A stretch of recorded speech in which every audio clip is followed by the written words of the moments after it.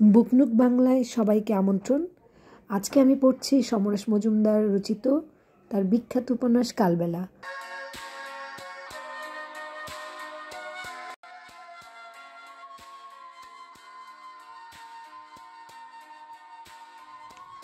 পরমহংস সবসময় হাসে কিনা বোঝা যায় না, দাঁত উঁচু থাকার জন্য, কিন্তু অনিমেষ বুঝলো কথাটার মধ্যে একটু ঠাট্টা মেশানো আছে।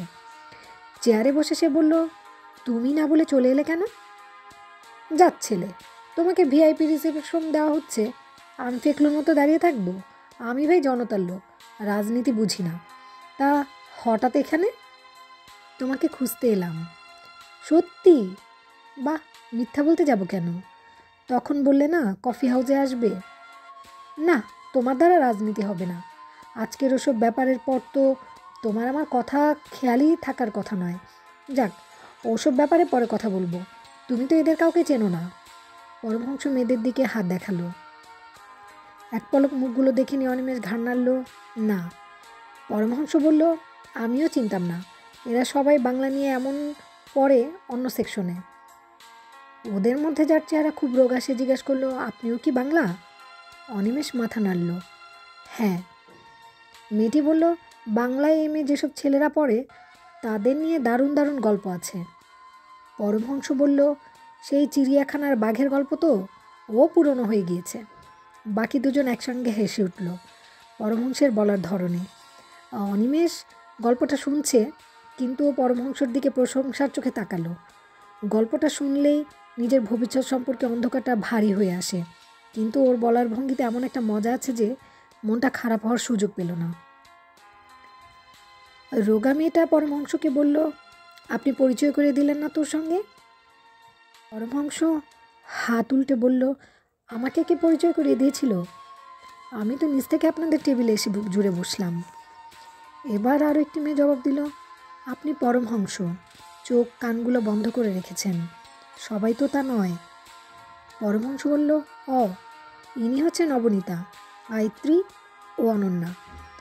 আর এর নাম অনিমেষ, স্কটিশ থেকে পাশ করেছে, আর খুব বড় নেতা হবার সুযোগ ওর সামনে অপেক্ষা করছে।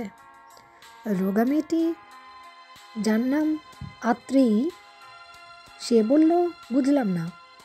পরমহংস বলল, যারা ব্রিটিশ আমলে একদিন জেল খেটেছিল তারই মন্ত্রী হবার সুযোগ আগে পেয়েছে স্বাধীনতার পর, আর এখন যারা পুলিশের হাতে ধুলাই খাবে তারা মন্ত্রী হবে আগামীকাল। অনিমেষের পায়ে বিরাট একটা দাগ আছে, পুলিশের বুলেটের। ওকে কে মারে? তিনজনই অবাক হয়ে অনিমেষকে দেখল। অনিমেষ পরমহংসের ওপর রাখতে পারছে না, কিন্তু এখানে কিছু বলাও যায় না।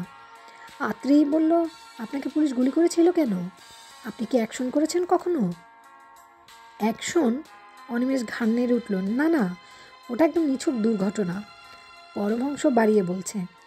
তারপর কথা ঘোরাতে জিজ্ঞাসা করলো, আপনারা কোন কলেজে পড়তেন? অনন্যা জবাব দিল, বেথুন। শব্দটা শুনেই অনিমেষের সেই চোখ দুটো মনে পড়ল। পরমহংস বলেছিল সেও নাকি বেথুন থেকে এসেছে। অনিমেষ নিচু গলায় বলল, আপনাদের কলেজে কি বাংলার ছাত্রী বেশি? আত্রেয়ী জবাব দিল না। না, আমরা 5 জন এক সেকশনে আছি, আর 9 জন আছে সব শুদ্ধ 14। কেন? প্রশ্নটা অনিমেষকে একটু বিপাকে ফেলে দিল। সে একটু ইতস্তত করে জবাব দিল, না মানে আরও কয়েকজন বেতন থেকে এসেছে শুনে মনে হলো ওখানে বাংলার ছাত্রীর সংখ্যা বেশি। আত্রেয়ী বলল, কি বোকা কথা বলছেন, 14 জন মোটেই বেশি নয়। নবনীতা বলল, আর কাদের কথা শুনেছেন? অনিমেষ পরমহংসের দিকে তাকালো। সে চোখ টিপে উঠল, ছাড়ো তো, আজে বাজে কথা। অনিমেষ, মেয়েদের কাছে মেয়েদের সম্পর্কে কখনো কৌতূহল দেখাবে না। আত্রেয়ী বলল, আপনার খুব অভিজ্ঞতা আছে মনে হচ্ছে। পরমহংস মাথা নেড়ে বলল, শরৎচন্দ্র থেকে বিমল মিত্তির। আমি গুলি খেয়েছি। কথা বলার ধরনে সবাই হেসে উঠল। অনিমেষ হাত ছেড়ে বাঁচল। হঠাৎ পরমহংস অনিমেষকে চটজলদি উঠতে বলল, এই চোখ বন্ধ করো তো। কেন? অনিমেষ অবাক হলো। করো না, একটা মজার জিনিস বলল। এই কফি হাউসটা এককালে বক্তৃতার জায়গা ছিল। বড় বড় তেনারা এখানে বক্তৃতা দিতেন। এর নাম অ্যালবার্ট হল। সেই সব বক্তৃতা নাকি সারা দেশে সমুদ্রের ঢেউ তুলত। এখনও এতদিন বাদে এই কফি হাউসে বসে সমুদ্র গর্জন শুনতে পারে। পরমহংস বলল। সবাই একসঙ্গে অবিশ্বাসের গলায় বলল, কীরকম? পরমহংস ম্যাজিশিয়ানের ভঙ্গিতে বলল, প্রথমে দুটো কান হাতের চেটোর উপর চেপে ধরো। ধরেছ? হ্যাঁ, এবার চোখ বন্ধ করো। 1 মিনিট বাদে চোখ না খুলে কান থেকে হাত সরিয়ে নাও। ওরা কথা মতো ঠিকঠাক করে গেল। 4 জনই একসঙ্গে একই রকম ব্যাপার করছে। দৃশ্যটা ভেবে হাসি পাচ্ছিল অনিমেষের, কিন্তু সে এখন কান থেকে হাত সরিয়ে নিল। চারপাশে কেমন গুম গুম শব্দ শুনতে পেল, যেন কিছু গড়িয়ে গড়িয়ে যাচ্ছে আর আসছে। এটা যে বিভিন্ন টেবিলের ওঠা কথার শব্দ সেটা বুঝতে পারছে। ওর মজাই লাগছিল, এমনকি আচমকা টের পাওয়া যায় না। কিছুক্ষণ কান বন্ধ থাকার পর এই চেহারা নিয়েছে। পরমহংস বলল, কি সমুদ্র গর্জন শোনা যাচ্ছে? চোখ খুলে অনিমেষ হেসে বলল, আমি এখনও সমুদ্র দেখিনি, তাই ঠিক। অনিমেষের কথা আটকে গেল। ও দেখলো একটি ছেলের সঙ্গে নীলা পাশের দরজা দিয়ে ভেতরে ঢুকলো। এই কয়েক বছরে নীলার স্বাস্থ্য বেশ ভরাট হয়েছে, আলাদা একটা আদল এনেছে। ওর সঙ্গের ছেলেটিকে সে কখনো দেখেনি। খালি টেবিল না পেয়ে নীলা চারিদিকে চোখ বোলাতে বোলাতে অনিমেষকে দেখতে পেল। যেন নিজের চোখে বিশ্বাস করতে পারছে না। নীলার চোখে মুখে অভিব্যক্তি এইরকম। অনিমেষ উঠে দাঁড়িয়েছিল। নীলাকে অনেক দিন বাদে দেখেছে সে। ওর সেই প্রেমিকের অনুরোধের পর আর যাওয়া হয়নি। কিন্তু নীলার সঙ্গে এখন যে ছেলেকে দাঁড়িয়ে দেখছে সে কে? ওর প্রেমিকের নামটা মনে করতে চেষ্টা করলো অনিমেষ। হ্যাঁ, শ্যামল। শ্যামল এখন কোথায়? শ্যামলের সঙ্গে নীলার সম্পর্ক তৈরি হয়নি। না হলে শ্যামল আত্মহত্যা করবে বা খুন দুই করতে পারে বলে মনে হয়েছিল তখন। সেরকম কিছু হলে অবশ্যই কাগজে খবরটা পড়তো। এভাবে দাঁড়িয়ে থাকাটা অভদ্রতা। অনিমেষ পরমহংসকে বলল, আমি একটু আসছি। চেয়ারগুলো বাঁচিয়ে নীলাদের কাছাকাছি আসতেই সে একটা ঠাট্টার গলা শুনতে পেল। আরে বাস, আমি নিজের চোখকেই বিশ্বাস করতে পারছি না। আমি কি ঠিক দেখছি? অনিমেষ হেসে ফেলল। এত অবাক খবর কি আছে? এখানে তো সবাই আসতে পারে। তারপর? আগে তো কখনো দেখিনি। নীলার বিস্ময় যেন কাটছিল না। আমি আজ প্রথম এলাম, জানালো অনিমেষ। এসে অবশ্য মাথা ধরে গেছে। কি চিৎকার চেঁচামেচি, লোকে বসে থাকে কি করে। নীলার সঙ্গী বলল, আপনি আজ প্রথম এলেন? অবশ্য প্রথম দিন ওরকম মনে হয়, পরে এমন নেশা ধরে যায় যে এখানে না এলে আর ভালো লাগে না। বাংলা সাহিত্য ও শিল্পের আতুরঘর হলো কফি হাউস। এখানে লিটল ম্যাগাজিনের আন্দোলন করে এক একজন বড় সাহিত্যিক হয়েছে। রোজ এলে বুঝবেন, নেশার ধরনটাই আলাদা। নীলা তখন এক দৃষ্টি অনিমেষকে দেখছিল। সেটা লক্ষ্য করে অনিমেষ বলল, বাবা কেমন আছেন? আমার সঙ্গে কখনো দেখা হলে জিজ্ঞেস করবে বলে এতদিন অপেক্ষা করেছিলে? জানতে ইচ্ছে করলে তো নিজেই যেতে পারতে। নীলা চোখ সরাচ্ছিল না। আসলে যাব করে যাওয়া হয়ে ওঠে না। অনিমেষ পাশ কাটাতে চাইল। এই সময় একটা টেবিল খালি হাতেই নীলার সঙ্গী দ্রুত এসে দেখল, চলে আয়, ভ্যাকেন্সি হয়ে গেছে। নীলা হেলতে দুলতে চেয়ারে গিয়ে বসলো। অনিমেষ লক্ষ্য করলো নীলাকে একজন পূর্ণ যুবতী মহিলার মতো দেখাচ্ছে। বালিকাদের শরীরে এসব ছেলেমেয়ে ভাব থাকে, বিন্দু মাত্র ওর মধ্যে নেই। ভরাট লাবণ্যময়ী নদীর মতো শান্ত ভঙ্গিতে হেঁটে গেল নীলা। টেবিলে যেসব মেয়ে বসে আছে তারা কেউ এখন এই জায়গায় পৌঁছতে পারেনি। নীলাকে এখন চট করে ফিল্ম স্টার অথবা বনেদের বাড়ির বউ হিসেবে ভেবে নেওয়া যায়। নীলাদের টেবিলে গিয়ে বসবে না পরমহংসর কাছে ফিরে যাবে, দোমনা করছিল অনিমেষ। এতদিন বাদে নীলাকে দেখে ভালোই লাগছে, ওর সঙ্গে কথা বলতে ইচ্ছে করছে। আবার পরমহংসদের টেবিলে ফিরে গিয়ে এক ফাঁকে ওকে টিউশনি জোগাড় করার কথাও বলে রাখা যেতে পারে। সামান্য আলাদা রোজগার এখন বিরাট সাহায্য হবে। অনিমেষ দেখলো নীলা ওর দিকে তাকিয়ে হাসছে। অনিমেষ ঠিক করলো, প্রয়োজন তো চিরকাল থাকবে, কিন্তু মুহূর্তের ইচ্ছেটাকে জোর করে দাবিয়ে রাখা মূর্খামি। সে নীলাদের টেবিলে গিয়ে বসলো। নীলা এখনও হাসছে, দুটো উজ্জ্বল চোখ কীরকম কৌতূহলে হেসে ওঠে। অনিমেষ একটু অপ্রতিভ ভঙ্গিতে জিজ্ঞেস করলো, হাসির কি হলো? নীলার সঙ্গী বলল, তোর মাইরে এই পেছনে লাগা হ্যাবিটটা গেল না। নীলা সে কথায় কান্না দিয়ে বলল, চেহারা অনেক চকচকে হয়েছে, চোখের চাহনি, কথাবার্তা, মাথার চুল অনেক মার্জিত হয়েছে। মোটামুটি কলকাতা শহর তোমাকে একজন প্রেমিকের চেহারা দিয়ে দিয়েছে। অনিমেষের মুখ দিয়ে বেরিয়ে এলো, চমৎকার আবিষ্কার। হঠাৎ নীলা গম্ভীর হয়ে বলল, কফি হাউসে প্রথম দিন এসেই এই মেয়েগুলোর সঙ্গে আড্ডা মারতে আরম্ভ করেছো? তোমার মেয়ে ভাগ্য খুব ভালো দেখছি। স্তম্ভিত হয়ে গেল অনিমেষ। কোন মেয়ে এরকম কথা ছেলেদের সঙ্গে বলতে পারে? কথাটা এমনিতে মনে হয় নিরীহ, কিন্তু অশ্লীল ইঙ্গিতপূর্ণ, তা এড়ানো যায় না। নীলা ওর মুখের দিকে তাকিয়ে ব্যাখ্যা করলো, কলকাতার প্রথম এসে অজ্ঞাত কুশলীল হয়ে হাসপাতালে পড়েছিল। কাজ অবধি কেউ শুনেছে কোনো নার্স গায়ে পড়ে একজন পেশেন্টের খবর পরিচিতর কাছে পৌঁছে দেয়। তারপর যখন জ্ঞান এলো, চোখ খুলে আমাকে দেখতে পেলে। অবশ্য তখন তোমার চোখের দৃষ্টি ছিল নিপাট ভালো মানুষের। এরপর এত কলেজ থাকতে বেছে বেছে স্কটিশে ভর্তি হলে। কফি খাবে তো? একই ভঙ্গিতে শেষ প্রশ্নটা উচ্চারণ করলে অনিমেষ চট করে জবাব দিতে পারল না। ও দেখল পেছনে একটা উর্দি পরা বেয়ারা এসে দাঁড়িয়েছে। উত্তর অপেক্ষা না করে নীলা 3টে কফি দিতে বলল। তারপর হেসে অনিমেষকে জানালো, অনেক জ্ঞান দিয়ে ফেললাম বিপ্লবীকে। যদি বাসনা থাকে তবে প্রমীলা রাজ্যে ফিরে যেতে পারো। নীলার সঙ্গী বলল, বাহ, কফি বলে কি কেউ যেতে বলে? তুই বলছিস কেন? নীলা বলল, আমি তো যেতে বলছি না, বলছি যদি যেতে চায় তো যেতে পারে। কি তাই বলিনি অনিমেষ? এ কি, এমন ঝিমিয়ে গেলে কেন? নীলার বাকচাতুর্যে মুগ্ধ হয়ে গেল অনিমেষ। মেয়েরা খুব স্মার্ট ভঙ্গিতে কথা বলে, তাদের এটা একটা সৌন্দর্য। নীলাকে তাই এখন সুন্দরী দেখাচ্ছে। কোনো ওপর চালাকি নয়। নীলা যে কথাগুলো বলল প্রতিটির ওপর পূর্ণ কর্তৃত্ব ছিল ওর। অনিমেষ খুব আস্তে আস্তে স্পষ্ট গলায় বলল, তোমাকে খুব সুন্দর দেখাচ্ছে। সঙ্গে সঙ্গে নীলার ভ্রু দুটির কুঞ্চন লাগলো, আর নীলার সঙ্গে হো হো করে হেসে উঠল। Rightly served. নীলা এভাবে তোকে রিটার্ন দিতে আর কাউকে দেখিনি। নীলা গম্ভীর হতে গিয়ে হেসে ফেলল। যা ভেবেছিলাম তা তো নয়। কলকাতার জল যে এরকম ভিজে বেড়ালকেও এগুলো করে দেয় জানতাম না। তা বেশ, আমাকে সুন্দর দেখে কি করতে ইচ্ছে করছে? অনিমেষ কথাটা একদম না ভেবে উচ্চারণ করছে। সত্যি নীলাকে ওর খুব সুন্দরী মহিলা মনে হচ্ছে। সামান্য মোটা হওয়ায় গায়ের চাপা রঙের উপর শোভন পলিশ এসেছে। মুখের কোথাও দাগ নেই।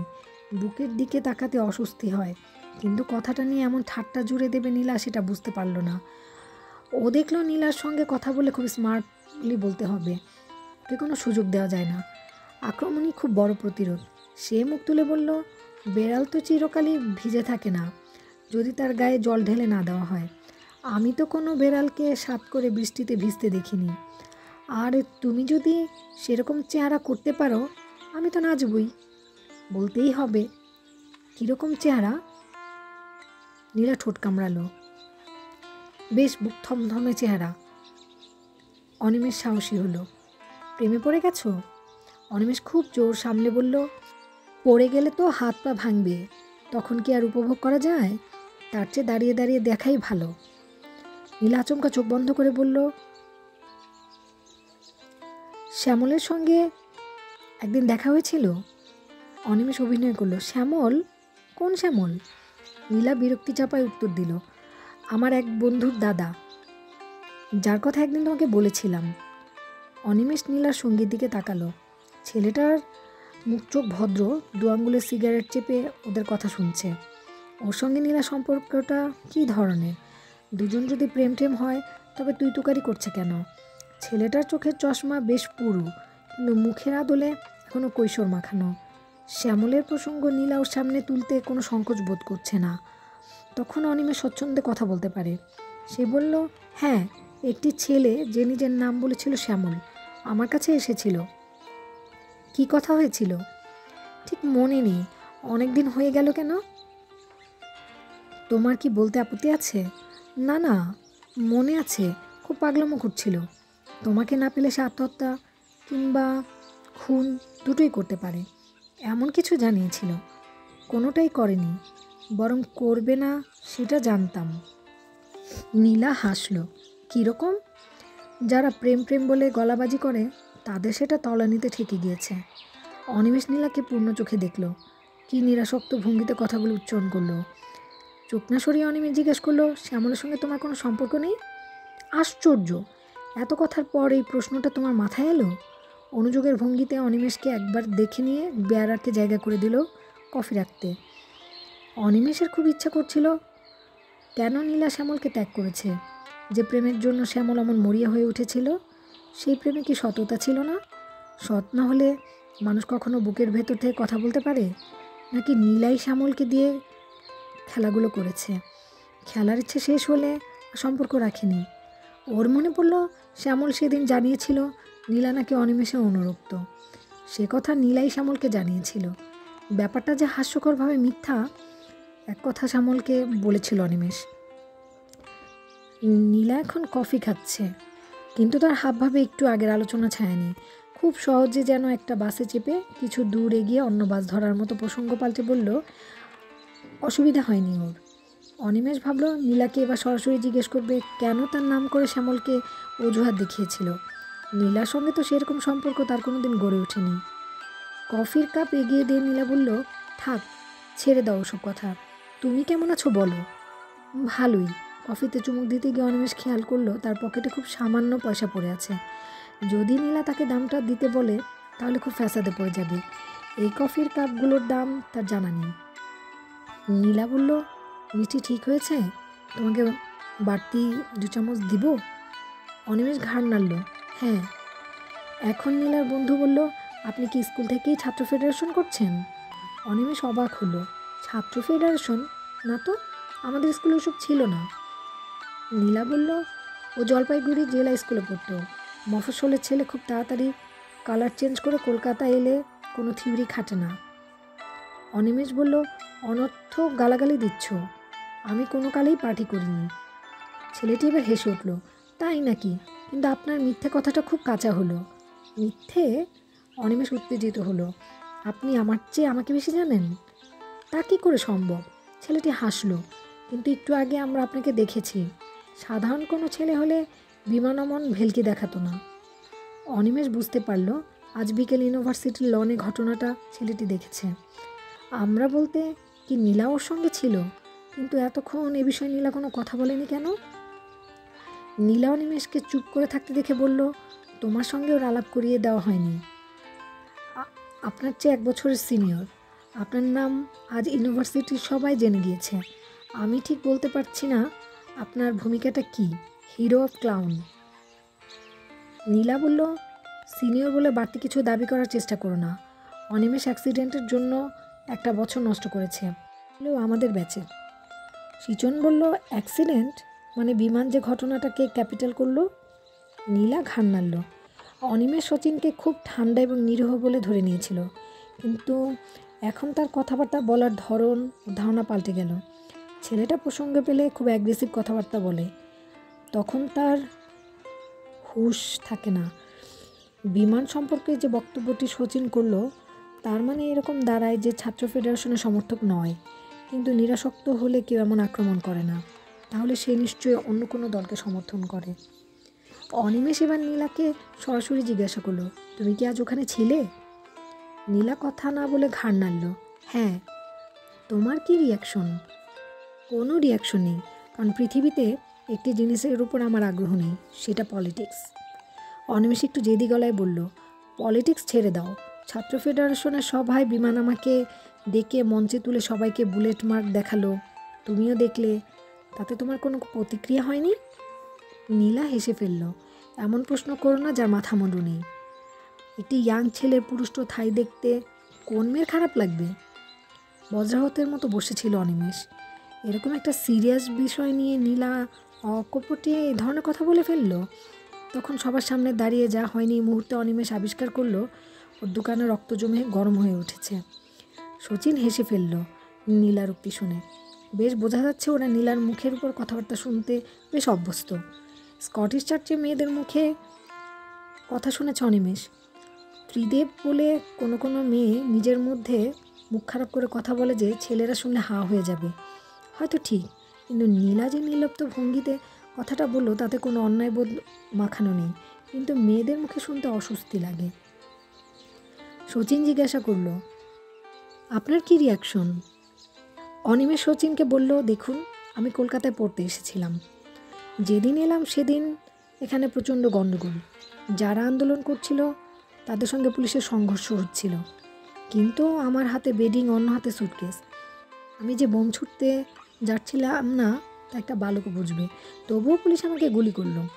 গুলিটা আর একটু উপরে লাগলে হয়তো এই কথাগুলো আমি আপনাকে বলার সুযোগই পেতাম না। কী দোষ ছিল আমার? পুলিশ যদি আমার অ্যারেস্ট করে প্রশ্ন করতো তাহলেই জানতে পারতো সত্যি ঘটনা। আমার জীবন, আমার ক্যারিয়ার নিয়ে ছেলে খেলা করলো ওরা। এমনকি হাসপাতালে পুলিশ যেসব প্রশ্ন করেছে, যে ভাষায় সন্দেহ করেছে, আমি তা কখনো ক্ষমা করব না। আপনি বলেছেন হিরো না ক্লাউন। আপনি বুঝতে পারছেন না। আর বুলেটের দাগ যদি আরও কিছু ছেলের মন তৈরি করতে সাহায্য করে তাহলে আমার ক্লাউন সাজতে আপত্তি নেই।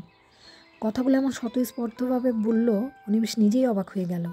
সামান্য আগে যে ব্যাপারটা নিয়ে এমনভাবে ভাবিনি। বিমানের ঘটনাটা তার মনে খুব অস্বস্তি এনে দিয়েছিল, রাগও তৈরি হয়েছিল তার।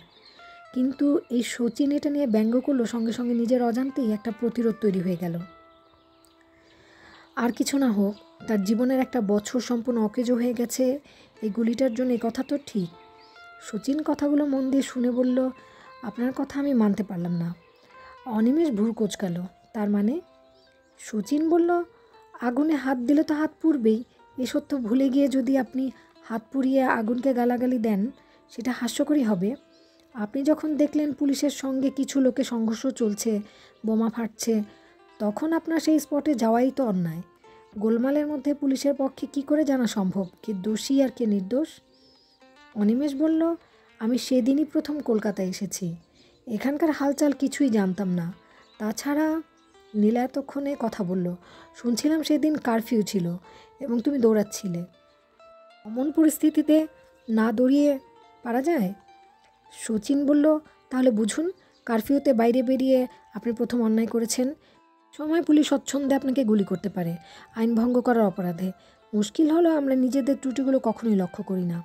অনিমেষ অস্বস্তিতে তো পড়ল। হ্যাঁ, ব্যাপারটা এদিক দিয়ে চিন্তা করলে শচীনের যুক্তি অস্বীকার করা যায় না, কিন্তু মন থেকে মেনে নিতে পারছে না। দেশের মানুষ খাবারের জন্য সরকারকে অনুরোধ করে সাড়া না পেয়ে ফুঁসে উঠেছিল। সরকার তাদের খাবার না দিয়ে কারফিউ জারি করে পুলিশ লেলিয়ে দিল, এই ব্যাপারটা মেনে নেওয়া যায় না। সে জিজ্ঞাসা করলো, তার মানে আপনি পুলিশের কাজকর্মে সমর্থন করছেন? এই ক্ষেত্রে করছি, তবে সবসময় যে পুলিশ গঙ্গাজল হয়ে থাকে তা বিশ্বাস করি না। এরকম ঘটনার প্রচুর নিদর্শন আছে। একটা সরকার যে জাতীয় সরকার তার কোনো ভালো কাজে নেই এ হতে পারে না। আমাদের দেশে স্বাধীনতা আন্দোলনে কমিউনিস্টদের কি ভূমিকা ছিল? আর যদি ওরা ক্ষমতায় আসে, তাদের মানুষের সব অভাব দূর করে দিবে? প্রতিটি মানুষ সৎ বিবেকবান নাগরিক হয়ে যাবে? পুলিশ তার চরিত্র পাল্টাবে? নেভার। পুলিশ চিরকাল পুলিশই থাকবে। 200 বছর ধরে ইংরেজ এই দেশ থেকে যে জিনিসটা সযত্নে মুছে দিয়ে গেছে, সেটা হলো প্রশাসন যন্ত্রের মরালিটি। সেটা ফেরত পাওয়া খুব সোজা ব্যাপার নয়। অনিমেষ? শচীন খুব শান্ত ভঙ্গিতে কথা বলছিল। অনিমেষ বলল, তাই বলে নিজের দেশের মানুষের উপর গুলি চালাতে হবে? শচীন হেসে ফেলল, দরকার হলে হবে বই কি। লেনিনকে পৃথিবীর সব মানুষ শ্রদ্ধা করে। লেনিন একটা বিরাট ব্যক্তিত্ব, নিজের হাতে দেশ গড়েছেন। কমিউনিস্টরা তাকে শুরুতে স্বীকার করে। ওয়েল, বিপ্লবের পর সেই লেনিন কী বলেছিলেন? রাশিয়ার যখন প্রচণ্ড খাদ্যাভাব, এদিকে এখান থেকে খাবার আসবে, সেখানে গোলমাল শুরু হবে। বিভিন্ন দাবি দাওয়া নিয়ে রেলওয়ে ম্যানরা ধর্মঘট শুরু করেছে। ধর্মঘট যে শুধু শ্রমিকের হাতিয়ার, একথা লেনিন একসময় বলেছেন। তাই কিছু করা যাচ্ছে না। সেই মুহূর্তে এমন সময় নেই যে ওদের সঙ্গে আলোচনায় বসে দ্রুত ফয়সালা করা যায় দাবিগুলো। লেনিন জানানো হলো, তিনি বললেন, ওদের ধর্মঘট তুলে নিতে বলো, যদি না করে তাহলে ফোর্স অ্যাপ্লাই করো। দেশের সাধারণ মানুষ তখন অনাহারের সম্মুখীন, তখন তাদের কথাই আগে ভাবতে হবে। এই জন্যে প্রয়োজনে গুলি চালাতে যেন পুলিশ কোনো দ্বিধা না করে। মনে রাখবেন, কথাগুলো লেনিনের মুখ থেকে বেরিয়েছিল। খাদ্য নিয়ে কমিউনিস্ট থিওরিতে বিশ্বাস করেননি। এই ভূমিকা যদি এদেশের সরকার নেয়, তাহলে চিৎকার করে উঠবে ফ্যাসিস্ট ফ্যাসিস্ট বলে। আমার জানতে ইচ্ছে করে, আপনারা কি চান? একটা সুখী ভারতবর্ষ, না নিজেদের ঝগা খিচুড়ি মতবাদের প্রতিষ্ঠা এবং তা থেকে মুনাফা? অনিমেষ মন দিয়ে শচীনের কথা শুনল। লেনিন এই কাজ সে অকপটে সমর্থন করলো। ব্যাপারটা খুব ভালো লেগেছে। বিশেষ বিশেষ ক্ষেত্রে ইজমের চেয়ে মানবতা অনেক বড়, এই সত্য লেনিন মেনে নিয়েছিলেন বলে সে খুশি হলো। চোখ বন্ধ না করে সে দেখতে পেল খাদ্যবাহী একটা বিরাট গাড়ি স্টেশন থেকে বেরিয়ে আসার মুখে ধর্মঘটরা শ্রমিকরা বাধা দিচ্ছে। তাদের উদ্দেশ্যে এর ফলে নতুন সরকার নিশ্চয়ই দাবি মেনে নেবে। লেনিনের নির্দেশে পুলিশ তাদের বুঝিয়ে নিরস্ত করতে পারেনি। ধর্মঘট যেহেতু শ্রমিকের হাতিয়ার, ওরা নির্ভয় ছিল। কিন্তু সেই মুহূর্তে পুলিশ গুলি চালালো। অবাক শ্রমিকের চোখের সামনে দিয়ে ট্রেনগুলো বেরিয়ে আসছে স্টেশন থেকে। দেশে না খেতে পাওয়া মানুষের দরজায় খাবার পৌঁছে দিতে ট্রেনটি গর্জন করে ছুটে যাচ্ছে।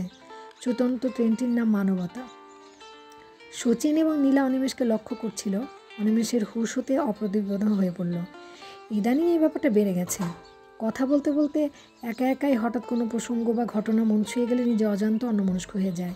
মুহূর্তের জন্য বাস্তব থেকে অনেক দূরে যেতে হয়। তখন কফি খেতে খেতে অনিমেষ জিজ্ঞেস করলো, আপনি কি যেন বলছিলেন?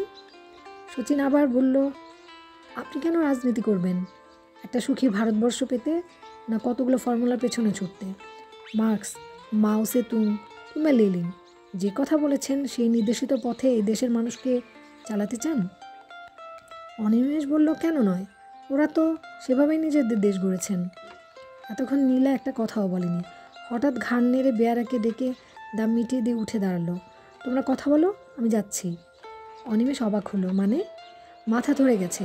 এসব ইউজলেস কথাবার্তা বলে তোমরা কি আনন্দ পাও আমি জানি না, না আমার অসহ্য লাগে। অনর্থক সময় নষ্ট করে কোনো লাভ নেই। নীলা ব্যাগ হাতে তুলে নিল। শচীন বলল, তুই কি চলে যাচ্ছিস? এরকম তো কথা ছিল না। নীলা বলল, কোনো কথাও আদৌ ছিল?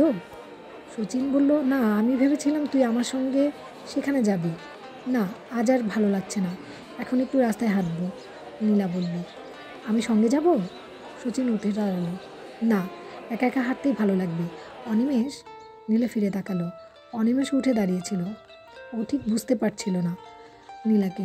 এতক্ষণ কথা বলার নেশায় নীলার কথা সত্যি ভুলে গিয়েছিল সে। এরা কি উপেক্ষা বেশিক্ষণ সহ্য করতে পারে না? এতক্ষণ চুপ করে থেকে নীলার আচমকার অস্তিত্ব বোঝাবার জন্য উঠে চলে যাচ্ছে। সে নীলার দিকে তাকে হাসলো। বলো। তোমার সঙ্গে আমার কথা ছিল। নীলা আস্তে আস্তে উচ্চারণ করলো। বলো।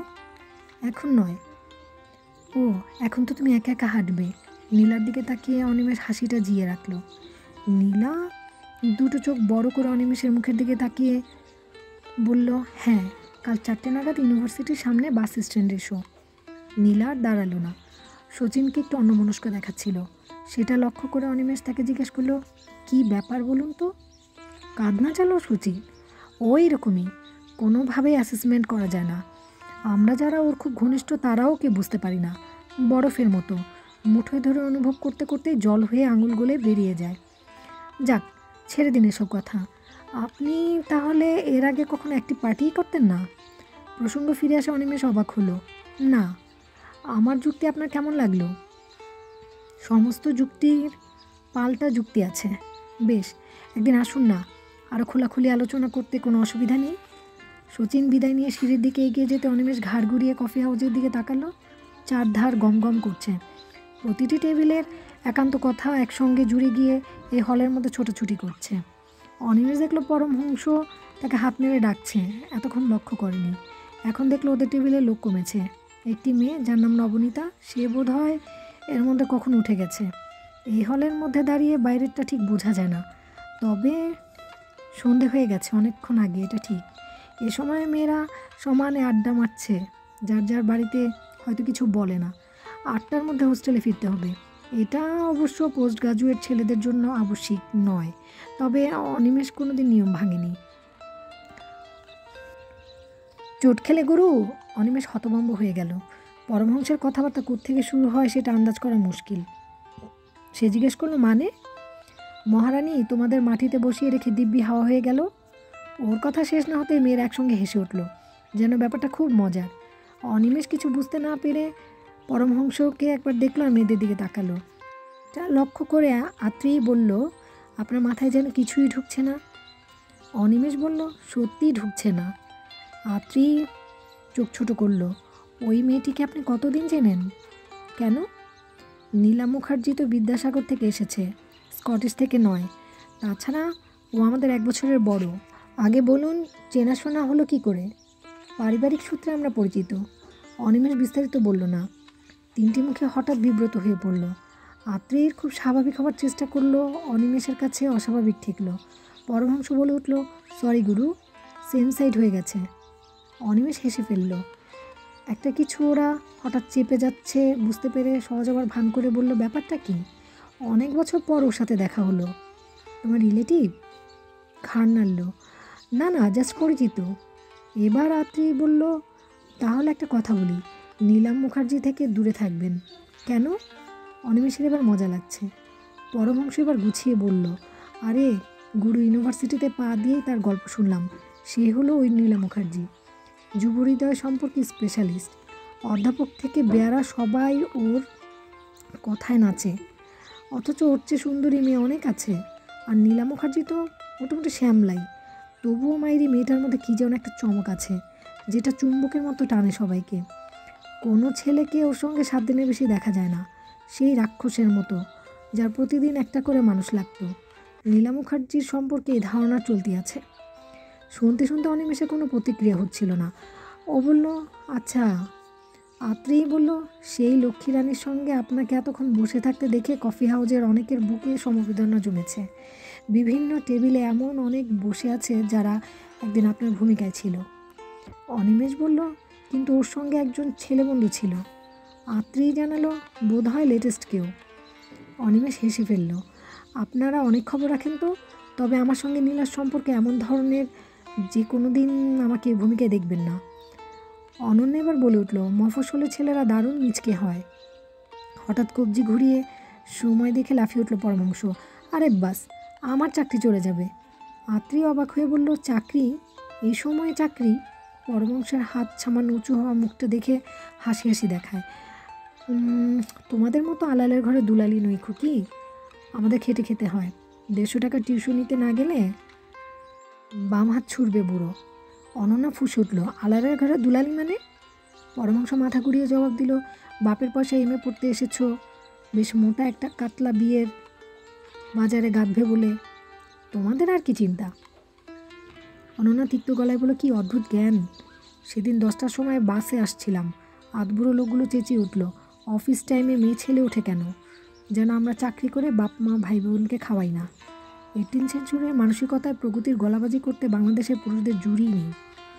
পরমহংসের মুখটা এ প্রথম নিষ্প্রুপ দেখালো। অনিমেষে তখন অনন্যাকে ভালো করে লক্ষ্য করেনি। এই কথা মেশানোর পর এক নিমেষে অন্যরকম ধারণা জন্মালো। আত্রেই বলল, ঠিক বলেছিস, যাক আমরা সবাই উঠব, বেড়াটাকে ডাকুন, দাম মিটিয়ে দেওয়া যাক। পরমহংস খুব দ্রুত নিজের অবস্থা সামলে বলল, আমি বাদ। আত্রেই বলল, মানে? পরমহংস আত্মসমর্পণের ভঙ্গিতে বলল, তোমরা মাইরি অন্নপূর্ণার জাত, আর আমি চিরকাল ভিখিরি শিব। তোমাদের ভিক্ষে নিয়েই তো চলে আমার। অনন্যা ফুঁসে উঠল, ইস, অন্নপূর্ণা শিবের রিলেশনটা জানা আছে, অত সস্তা না। ঠিক আছে, আমি দিয়ে দিচ্ছি। পরমহংস বলল, কেন? অনিমেষ শেয়ার করবে। অনন্যা মাথা নাড়ল, কেন? উনি তো এখানে কিছু খাননি। বিল মিটিয়ে নিচে নামতে নামতে অনিমেষের মনে হলো সে যেন অদ্ভুত শান্ত এক জগতে পা দিল। সামান্য ট্রাম, বাস, রিক্সা চলছে, কিন্তু সেটা কফি হাউসের তুলনায় এত নির্জন যে দুটো কান খা খা করতে লাগলো। এরা চলে যেতে পরমহংসের সঙ্গে ট্রাম ধরার জন্য রাস্তা পেরিয়ে অনিমেষ কথাটা বলে ফেলল। পরমহংস বলল, টিউশনি, তোমার অবস্থা টাইট নাকি? অনিমেষ স্বীকার করলো, পেলে খুব উপকার হতো, অবশ্য আমি আগে কাউকে পড়াইনি। পরমহংস বলল, দূর, ওর জন্য কোনো এলেম লাগে না, যে যত ভালো ম্যানেজ মাস্টার সে তত ভালো টিউটর। ঠিক আছে, আমি দেখছি। একটা রানিং ট্রামে উঠে সে দৌড় শুরু করলো। অনিমেষ সেই চেষ্টা করতে গিয়েও থমকে দাঁড়ালো, পায়ে খচ করে উঠল, চোখ বন্ধ করে ব্যথাটা সামলে নিল সে। পরমহংস চলে যাওয়ার পর অনিমেষ অসহায় হয়ে দাঁড়িয়েছিল। এই বাদুর ঝোলা বাস ট্রামে ওঠা তার পক্ষে সম্ভব নয়। টনটন করছে অপারেশনের জায়গাটা। এতদিন দিব্যি ছিল, কখনো কষ্ট হয়নি। আজ ট্রামে ওঠার চেষ্টা করতে গিয়ে আচমকা ব্যথা শুরু হয়ে গেল। চুপচাপ দাঁড়িয়ে থাকলে তবু সহ্য করা যায়, কিন্তু সামনে পা ফেললে মনে হচ্ছে চোখের সামনে লক্ষ আগুনের ফুলকি নাচছে। জোড়া হাটটা কি খসে গেল নাকি? যা, তা যদি হতো তাহলে নিশ্চয়ই এতক্ষণ তার হুঁশ থাকতো না। সোজা হয়ে থাকলে ব্যথাটা সবসময় থাকছে না, মাঝে মাঝে থাই থেকে একটা ঘূর্ণির মতো পাক খেয়ে ছড়িয়ে পড়ছে। ডাক্তার বলেছিল 60 বছর বয়স অবধি কোনো অসুবিধা হবে না, তারপর ওখানে বাতের যন্ত্রণা হতে পারে, কিন্তু মাত্র 5 বছর বাদে এরকম হয়ে গেল। হয়তো পা বেকায়দায় পড়েছিল। অনিমেষ ঘামে ভিজে চোখ বন্ধ করলো। এই শরীরের অবস্থা যা, জীবনে সে মনে হয় কোনো কিছুই করতে পারবে না। একটা অক্ষম পঙ্গু মানুষের পক্ষে কোনো স্বপ্ন দেখা বড় রকমের ভ্রান্তি। নিজের বিছানায় শুয়ে পড়তে অনিমেষ ব্যাকুল হয়ে উঠল, অথচ হেঁটে যে এখান থেকে হোস্টেলে ফিরে যাবে তা অসম্ভব। অনিমেষ দেখলো দূরে একটা রিক্সা দাঁড়িয়ে আছে, কিন্তু দুজন বৃদ্ধা রিক্সাওয়ালাকে সঙ্গে করে দর কষাকষি করছে। রিক্সা করে হোস্টেলে ফিরে যাওয়া ছাড়া আর কোনো উপায় নেই। এখান থেকে যা দূরত্ব, তাতে ওরা 1 টাকার কম নিশ্চয়ই যাবে না। অথচ পকেটে শুধু সেটুকুই রয়েছে। কাছে পিঠে কোনো রিক্সা নেই। অনিমেষ অপেক্ষা করছিল যদি ওই বৃদ্ধারা বিফল হয়ে রিক্সাওয়ালাকে ছেড়ে দেন, কিন্তু না, ওর নাকের ডগা দিয়ে রিক্সাওয়ালা তাদের নিয়ে বঙ্কিম চ্যাটার্জি স্ট্রিটে ঢুকে গেল। অনিমেষ এখন 7-5 ভাবছে, তখন হাওয়া উঠল। এতক্ষণ লক্ষ্য করেনি যে কোন ফাঁকে কিছুক্ষণের মধ্যেই বৃষ্টি এসে যাবে, এই আশঙ্কায় রাস্তাঘাটের চেহারা পাল্টে যেতে দ্রুত। বাস স্টপে যারা দাঁড়িয়েছিল তারা মরিয়া হয়ে এক একটা বাসে ওঠার চেষ্টা করছে। বৃষ্টি নামার আগেই সবাই বাড়ি ফিরতে চাইছে। অনিমেষ হাল ছেড়ে দিল। তার পক্ষে এখন কিছু করা অসম্ভব। মুখা চিন্তা করার অর্থ হয় না। আসুক বৃষ্টি, এক সময় রাত আরও গভীর হলে নিশ্চয়ই ট্রাম খালি হবে, তখন কোনো রকমে উঠে পড়লেই হবে। হোস্টেলের গেট বন্ধ হয়ে গেলে সুপারিনটেন্ডেন্টকে সত্যি কথা বলে দিলেই হবে। তাতে তিনি যদি অসন্তুষ্ট তাহলে হবেন। পেছনে ফুটপাতের উপর যে বইয়ের দোকানগুলো হয়েছে তার একটা ভালো ছাউনি আছে। অনিমেষ চেষ্টা করলো সেই ছাউনির তলায় গিয়ে দাঁড়াতে। বৃষ্টি এলে নিশ্চয়ই হুটোপুটি শুরু হয়ে যাবে। ব্যথাটা এখন আর পাক দিয়ে উঠছে না, কিন্তু হাঁটা যাচ্ছে না কিছুতেই। অনিমেষ পাশ ফিরতেই মনে হলো একটা গাড়ি দ্রুত গতিতে তার সামনে দিয়ে যেতে যেতে থমকে দাঁড়ালো। কেউ চেঁচামেচি করছে শুনে সে গাড়িটার দিকে তাকাতে অবাক হলো। থম্বটোর সেই রুমমেট ট্যাক্সির জানালা দিয়ে মুখ বাড়িয়ে তাকে ডাকছে হাত মেরে। পেছন থেকে বোঝা যাচ্ছে থম্বটোর বন্ধু একা নেই। অনিমেষ এমন হকচকিয়ে গিয়েছিল যে প্রথমে সে ঠিক বুঝে উঠতে পারেনি কি করবে। বাস স্টপে দাঁড়ানো কয়েকজন ছুটে গেল ট্যাক্সিটির কাছে। থম্বটোর বন্ধু হাত নেড়ে তাদের না বলল। ও নিশ্চয়ই হোস্টেলে ফিরছে। অনিমেষের মনে হলো আকাশ থেকে যেন দেবদূত থম্বটোর বন্ধুর চেহারা নিয়ে এসেছে। এরকম ভাবাই যায় না। এক পা এগোতে অনিমেষের থাই থেকে কোমর অবধি একটা আগুনের বল ছুটে গেল। প্রচণ্ড যন্ত্রণায় মুখ বিকৃত হয়ে গেল, চোখে জল এসে যাওয়ার মতো। সে দেখলো থম্বটোর ট্যাক্সির দরজা খুলে প্রায় দৌড়ে ওর কাছে চলে আসলো। What happened? এক হাত দিয়ে নিজের পা দেখালো Animesh. I can't walk, full pain. থম্বটোর বন্ধু ডান হাতে অনিমেষের পিঠে একটা বেড দিয়ে বলল, সাপোর্ট সাপোর্ট। ব্যথার পা মাটি থেকে সামান্য উপরে রেখে থম্বটোর বন্ধু কাঁধে ভর করে অনিমেষ অন্য পায়ে লাফাতে লাফাতে ট্যাক্সির দিকে এগোলো। অনিমেষ লক্ষ্য করলো এতে তার ব্যথাটা লাগছে না, কিন্তু থাইয়ের কাজটায় শিরশির করছে। হঠাৎ ওর খেয়াল হলো এই ছেলেটার সঙ্গে গতকাল রাতে থম্বটোর ঘরে তার প্রায় মারামারি হবার উপক্রম হয়েছিল। ভারতীয়দের সম্পর্কে একটা হীন মন্তব্য করেছিল।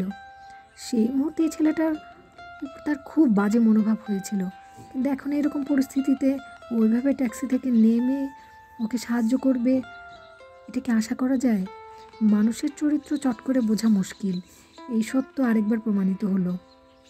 হাঁটতে হাঁটতে অনিমেষ টের পেল থম্বটোর বন্ধুর শরীর থেকে অদ্ভুত নেশা ধরনের একটা অচেনা গন্ধ বেরোচ্ছে। এরকম সচরাচর কোনো চেনা মানুষের শরীরে অনিমেষ পায়নি। ট্যাক্সিতে উঠে কোনো রকমে বসতেই ঝমঝমিয়ে বৃষ্টি নামলো। আচমকা গুলিবর্ষণ শুরু হলে যেমন বিশৃঙ্খল অবস্থা শুরু হয়ে যায়, তেমনি বাস স্টপে দাঁড়ানো মানুষ এলোমেলো দৌড়াতে শুরু করলো। একটা ছাউনি খুঁজতে লাগলো। থম্বটোর বন্ধু দরজা বন্ধ করে সামনের সিটে বসতে গিয়েই অনিমেষ ট্যাক্সির অন্য যাত্রী দিয়ে তাকালো। পেছনের সিটের ওপারে জ্বালানা ঘেঁষে ভদ্রমহিলা বসে আছে। এরকম আধুনিক বেশভূষা দেখে মহিলাদের উত্তর কলকাতায় দেখা যায় না। অনেক সময় ব্যয় করলে এরকম প্রসাধন করা যায়। মাথার চুল কোমরের সামান্য নিচে, ফুলে ফেপে মেঘের মতো হয়ে আছে। হাত কাটা জামা, শঙ্খ রাখা বাহুকে এমন সুঠাম সৌন্দর্য দিয়েছে যে চোখ সরানো দায়। চোখাচোখি হতেই ও রক্তাক্ত ঠোঁট দুটো সামান্য ফাঁক হয়ে চিকচিকে দাঁত বের হয়ে গেল। অনিমেষ অনুমান করলো মহিলাটি হাসছে। বুকনুট চ্যানেলটির সাথে থেকেও সাবস্ক্রাইব করো। নেক্সট পর্ব শোনার আমন্ত্রণ রইল।